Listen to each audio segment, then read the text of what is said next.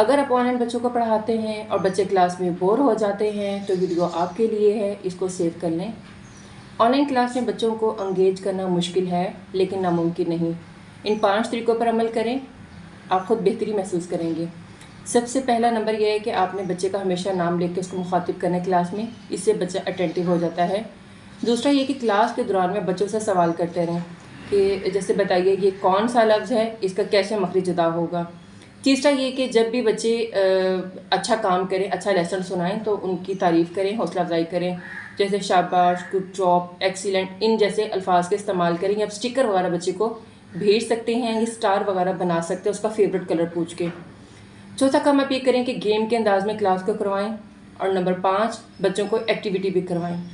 बच्चों को कहें कि स्क्रीन के ऊपर इस लफ्ज़ को मार्क करें तो वो फिंगर से उस लफ्ज़ को मार्क कर देगा, सर्कल बना देगा।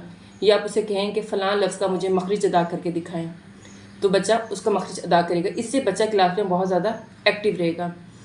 जो बच्चे हैं वो पढ़ाई से मुतासिर नहीं होते बल्कि आपके पढ़ाने के अंदाज से मुतासिर होते हैं। अगर आप मज़ीद ऐसी टिप्स को हासिल करना चाहते हैं तो हमारे पेज को फॉलो करें, हमारे यूट्यूब चैनल को सब्सक्राइब करें। वीडियो पसंद आई है लाइक कीजिए, कमेंट कीजिए, शेयर कीजिए। शुक्रिया।